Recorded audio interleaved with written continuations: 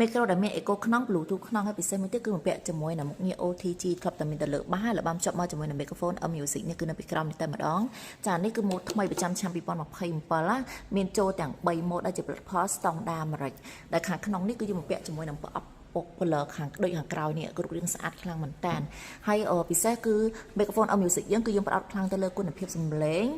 ការស្រូបសំឡេងគឺច្បាស់ល្អមែនតើហើយនឹងចម្ងាយទៀតដែលយើងបានធ្វើតែសំឡេងផ្ទាល់គឺស្រូបចម្ងាយបានចាប់ពី60ម៉ែត្រឡើងគឺសំឡេងស្រូបច្បាស់អត់មានដាច់អត់មានសំឡេងអីរំខានចូលទេហើយ microphone ទាំង3 mode នេះគឺយើងប្រើបានគ្រប់ភេទបាសអត់ប្រកាន់ម៉ាកអត់ប្រកាន់សេរីប្រើជាមួយ speaker ទូចធំឲ្យបានមួយសេតតែម្ដងនេះខាងក្នុងនេះគឺគ្រឿងអង្គមគឺមានជាប់ជាមួយជាស្រេចហើយពិសេសមួយទៀតគឺជាមួយនឹងដុំស្រូបសំឡេងនេះយើងអាចកាច់ចេះបានទៀតនេះកាច់បាន90ដឺក្រេនេះគឺជាឈុត M65 ដែលជាប់ជាមួយនឹងថ្មសាកដល់13គ្រាប់គឺយើងដាក់ជាមួយនឹងដុំស្រូបមួយហើយនឹងមីក្រូហ្វូនមួយហើយសម្រាប់ឈុតខាងនេះវិញគឺជាប្រភេទថ្មក្នុងគឺយើងមានជាមួយនឹងថ្មសាកចំនួន1គឺយើងប្រើជាមួយនឹងដុំស្រូបហើយសម្រាប់ឈុតខាងនេះវិញគឺយើងប្រើជាមួយនឹងថ្មធម្មតា